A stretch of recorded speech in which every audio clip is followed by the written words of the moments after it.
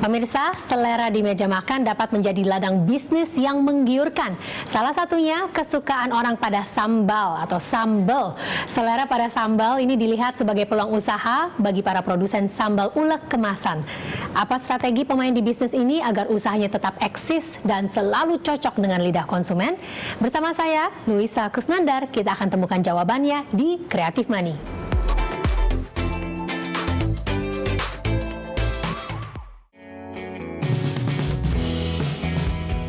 Bermula dari keranjingannya pada sambal roa, Rima mulai mengolah sambal khas Manado itu dengan cita rasanya sendiri.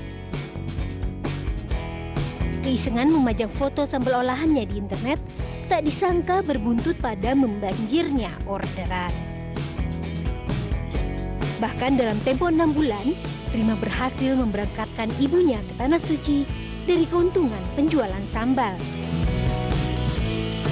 Sejak itu Rima serius membesarkan brand sambal ulek kemasannya yang ia beri nama Sambal Roa Judes. Ya baik pemirsa, sudah hadir bersama kami melalui sambungan Skype Rimayanti Wardani, pemilik Sambal Roa Judes. Halo Mbak Rima. Halo. Gimana kabarnya? Baik. Baik ya. Mbak Rima, kita mau bicara soal Sambal Roa Judes. Harus Judes ya Mbak Rima, kenapa tuh dinamain awalnya ada Judesnya itu? Judes tuh juara pedes. Oh gitu. Kirain namanya harus Judes biar tambah pedes gitu ya. Oke, Iya. Mbak Rima boleh cerita nggak awalnya pertimbangan awal menjalankan bisnis sambal ulek kemasan ini gimana sih? Apa sih cerita menarik di belakangnya? Awalnya itu hobi, terus karena untuk dapetin ikan roa di sini tuh kan agak sulit ya, maksudnya di Jakarta itu dapat oleh-oleh awalnya dari senior dari Sulawesi. Dia bawa 1 kilo, langsung saya masak. Pas dimasak di rumah itu ternyata 1 kilo jadi banyak banget. Nah udah gitu langsung di packing.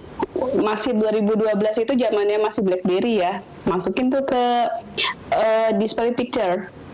Nah dari situ langsung banyak yang beli, itu dapat jadi 8 botol itu langsung kebeli. Nah dari situ bikin lagi, tambah lagi sampai singkatnya itu dalam 1 bulan itu masih ngantor ya, dalam 1 bulan itu terjual 1000 pieces. Wow. Ya. Wow, ternyata Gitu awalnya. komunitasnya sekitar Mbak Rima, orang-orang kantor semua doyan pedes-pedes ya, kebetulannya pas banget gitu ya. Iya. Mbak Rima backgroundnya apa? Apakah memang Mbak Rima doyan masak, bisa masak atau gimana? Kalau masak itu udah bawaan karena memang hobi. Kemudian backgroundnya sendiri kalau pendidikan dari komunikasi. Makanya waktu bikin si sambal roa ini semua itu ditumpahin ke situ, dari mulai desain label, komposisi warna, filosofi warna, terus konsep tagline. Kan itu ditumpahin ke situ karena saya juga salah satu dosen di salah satu perguruan tinggi dulu, waktu dulu masih kantor, masih aktif jadi dosen. Jadi anggapnya itu udah tugas kuliah anak-anak, kita iniin aja, tumpahin ke situ, jadilah si Roa Judes ini. Langsung dipraktekkan gitu ya.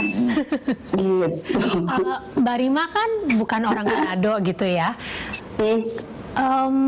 Kenapa Mbak Rima nggak kemudian menciptakan sambal ulek jenis lain yang khas Jawa atau khas lainnya gitu loh? Kenapa kemudian memilih oke nih, apa karena rasanya yang begitu khas atau gimana nih?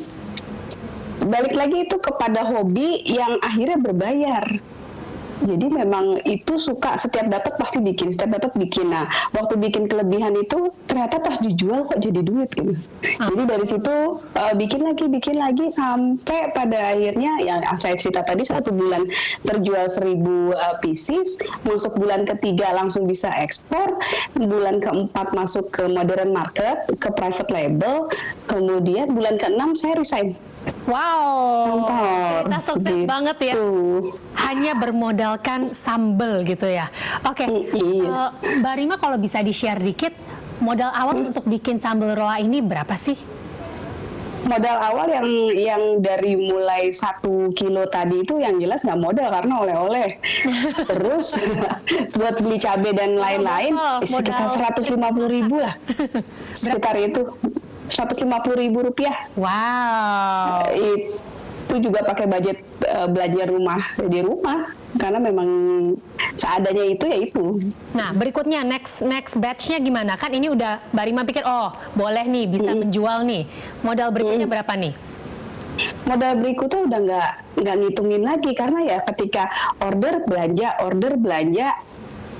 terus di order belanja ya kira-kira kalau dalam 1 bulan itu yang pertama ya di 2012 pertama itu 1.000 pieces, saat itu harga jualnya itu sekitar 42.000, let's say kita modal 35.000 something ya mungkin ya dulu saya suruh gitu pokoknya segitu Mbak, karena diputer terus, jadi ketika punya uang nggak langsung semena-mena punya uang gitu, nggak langsung belanjain lagi karena ordernya itu makin ada Terus gitu ya, selalu iya. Emang rezekinya Mbak Rima berarti ya, semua doyan banget sama rasanya sambal roa judes ini ya.